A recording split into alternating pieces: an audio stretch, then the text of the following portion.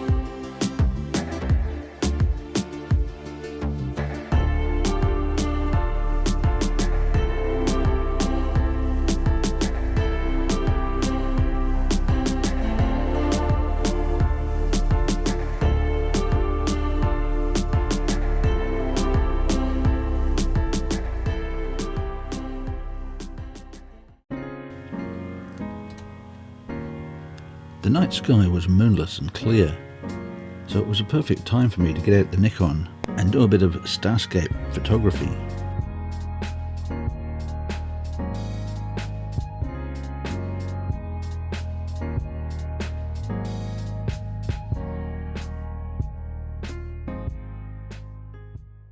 We woke yet again to beautiful blue skies, but in the distance was a big bank of ominous-looking heavy grey clouds.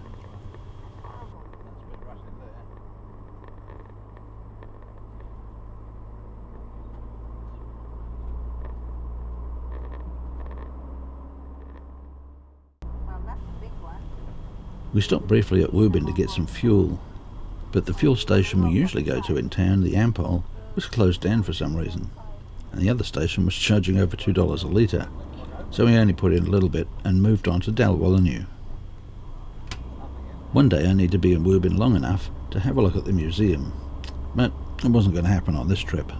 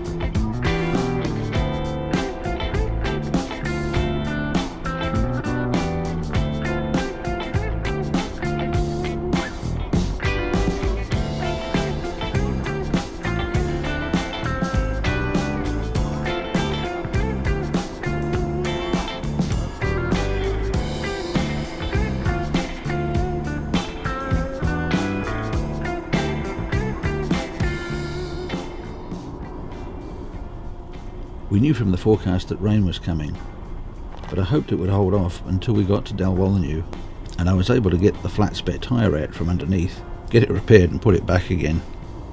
Well, I wasn't that lucky, but thankfully it was only drizzling while I scrambled around in the dirt under the bus, getting the tyre out, but I still managed to get pretty grubby. A quick walk up the road while the tyre was being repaired, and I got all the bits I needed to repair the water hose leak from the Mitre 10 hardware store.